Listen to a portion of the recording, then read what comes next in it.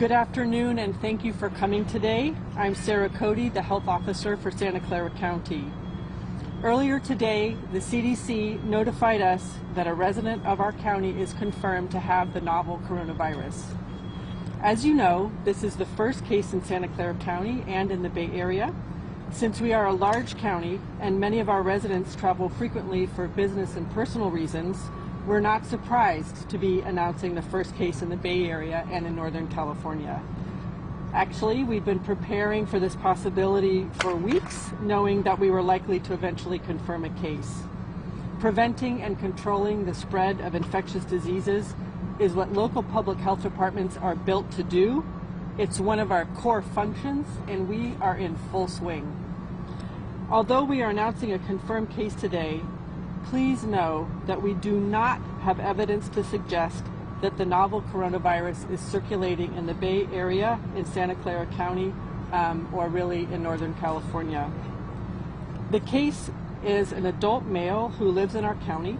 He had traveled to Wuhan, China, and became ill upon returning home. Since his return home to the county, he has been self-isolating at home and did not leave home at all, except to seek medical care. He was seen in a local clinic and hospital, but was never sick enough to be hospitalized.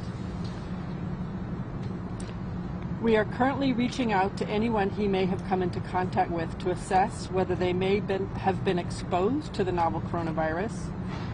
Our preliminary investigation indicates that he came into contact with very few individuals after returning home. We are making sure that anyone that he did come into contact with is being monitored for symptoms and staying at home away from others. We are working closely with our healthcare partners, the state and the CDC during this investigation. They are advising us and have offered staff resources. We are also working closely with our colleagues in the county and in the Bay Area. And I have to say that the support from our healthcare and public health colleagues has been tremendous, and we thank them. So what does this mean for the general public? Although we do understand that this confirmed case may raise concern, this one case in fact does not change the risk to the general public. Our assessment is that the public at large is still at low risk because this case was careful to self-isolate at home for the entire time since he returned from China. Thank you.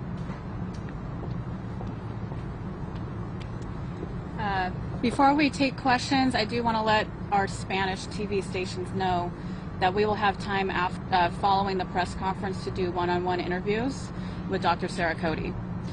So now we will take questions. We have both Dr. George Hahn, our Deputy Health Officer, and Clara County, the County Health Officer, to answer questions.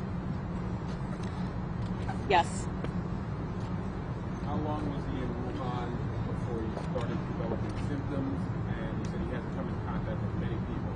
Is anyone outside of his immediate family, the co-workers, etc., people at the store? What we know is that the case returned on January 24th. Since his return, he has only been at home. Very few contacts in his home, and he has been there the entire time since his return, the only exception being travel to seek care. He returned from Wuhan, China on January 24th? He did not return directly from Wuhan. When did he return to the United States? So I don't have the exact details of where he was when prior to his arrival back here. He did return. He had been in Wuhan, he had been in Shanghai, and then he came back to the county on January 24th. How about his family members? Are they also on quarantine? Are they still in the hospital? So as part of our public health practice and our public health investigation, we identify all contacts, all close contacts, and those contacts then isolate at home for 14 days. Given the human-to-human transmission case that was confirmed in Chicago yesterday, what steps are you taking to watch people at those? So the question is about what steps are we taking with regard to human-to-human transmission. So we're doing the following. This is really part of a public health contact investigation. So our team is working diligently right now with help from the state and the CDC to stand up a full contact investigation, very meticulous, understand who his contacts were, and then follow up with each and every one of them. We're actually quite lucky in this case in that I think the contact list is going to be rather short. Are there household members who may have been exposed? There are household members, few. Can you elaborate? I'm not going to give details on exactly how many, but what I can say is that, again, we are quite fortunate in this case, and that I think the list of contacts, since he's returned here to the county, is going to be very short. When you say short, do you mean less than 10, more than 10? I mean short. Yeah. Did you say how old he is? What's the case? Excuse Can me. you Excuse handle me. the Yeah, question? excuse me. Next. Did you say how old he is? He's an adult male. What's the case here? So he's felt the symptoms. He just stayed home. What's going to happen from then on? Will he receive any care?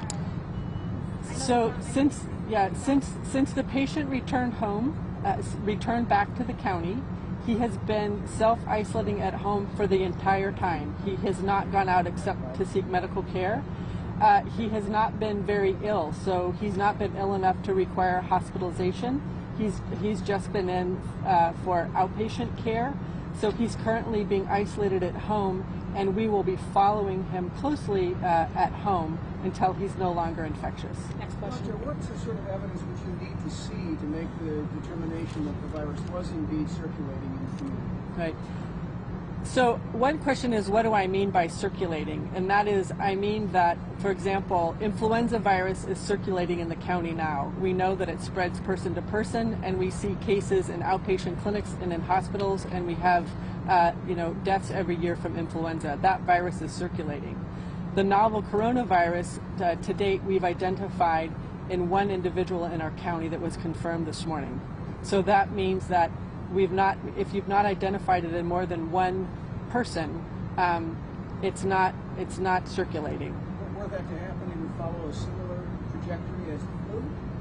So we are, I think that since the WHO declared a global health emergency, we're all looking very carefully. Our focus is on identifying cases because we want to understand, is it spreading, how is it spreading? But I want to emphasize, to date, we have one confirmed case. It's the third case in California, despite very active surveillance, looking and testing. Next Where question. exactly in Excuse me. County of Santa Clara? Do you have someone else with a question? He's had a question. Did he yes. travel alone, and where in Santa Clara County was the man returning to? I don't have any information about his travel companions, and I can't give the city. I can just tell you that he resides in the county. If he was to require any kind of I don't think I can answer. I don't think I can answer that question. We're not going to be giving out information about where he sought health care.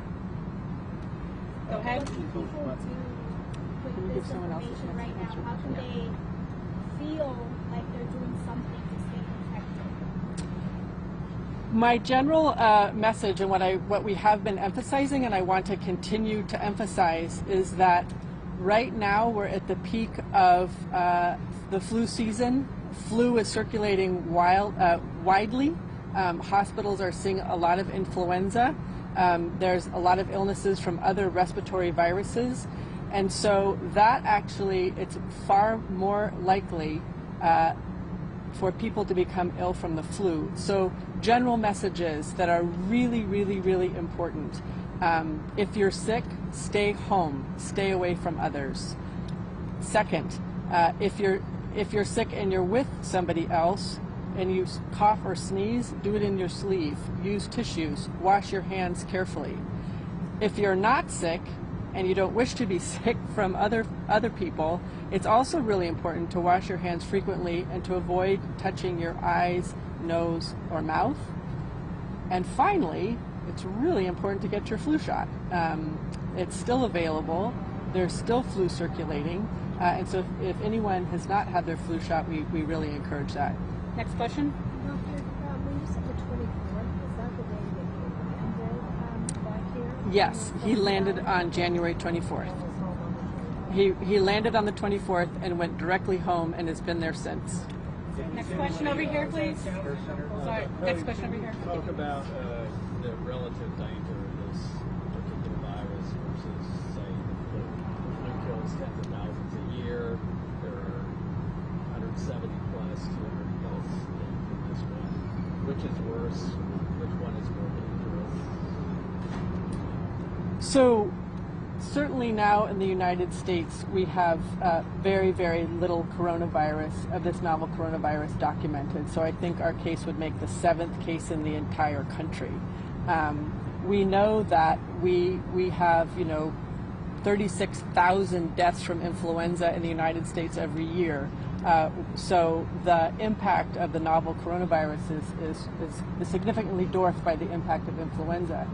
I think that what distinguishes the novel influenza is that it's novel, it's new, there's a lot that we don't know. And so I want to acknowledge that people feel rightly concerned because it's new. But as far as the amount of actual disease and infection that it's causing, it's very, very small in the United States at this point. Next question over here. I'm sorry, who's next? You said he wasn't hospitalized or sitting up in the hospital. Did he go to any other type of care facilities? Did you identify where that was? So the patient returned to the county on January 24th. He remained isolated at home since he came. The only exceptions are he left home to seek medical care 2 times. Both times it was outpatient care. We're not releasing the details of where he sought care. What we are doing as part of our contact investigations, we actually have several different types of contact investigations, and I'll describe them briefly so that the public can know. One is to understand all the different places that he was and who he was in contact with. As I mentioned, he self-isolated at home, so that's really his household. Second, we refer all details around flights to the Centers for Disease Control, and they follow up in the event that he might have been infectious while on an airplane. Third, we work very closely with our healthcare partners in the healthcare facilities to identify anyone who might have been exposed while this person was seeking care. That's part of our contact investigation. But in terms of locally, are you reaching out to folks who may have gone to that same plan? Part of our contact investigation is to work very closely with the healthcare partners, identify just where the patient was and who may have been exposed, and then take the appropriate follow-up. So people will be contacted. Anyone who may have been exposed, who's identified during the contact investigation, would be contacted by one of the investigation team members. We have a question over here. Just to be clear, he contracted the virus there and came back, but he was sick while he was traveling and arrived on the 24th and realized he was or had the virus, or he came back, didn't feel well, went out to get checked, and that's when they found out he had the virus. He was exposed to the virus while traveling in China, most likely in Wuhan. After he arrived back here, he became ill and sought care. And do you know which airport he came into? The patient arrived through San Jose International Airport. Next question is over here. Okay, okay. And do you know which airline? I don't, to be honest, I don't have those details. Understand that we just got this information this morning, and there's a lot of details that we're still gathering. Okay. How many tests are you running? How many contact tests? I'm not. Can you? You said you're doing a contact investigation, right? So you have a list of people that you're testing that you may have come in contact with. So can you say how long the list is? I can tell you a little bit about our process for a contact investigation. So we identify the various groups of people who might have been in contact and might have been exposed. Those would include household contacts, healthcare contacts, airline contacts. Our federal partners for the Centers for Disease Control and Prevention, as well as our state partners from the California Department of Public Health, will be assisting us in those investigations. We're just launching them, so we don't have detailed information about how many people in each group. We'll take one more question. So this David Louie, you've only asked one question here. Are there any other patients who are checking for possible suspicious cases of coronavirus? What I will say is that we're a large county of 2 million people. We have a lot of travel in and out of the county.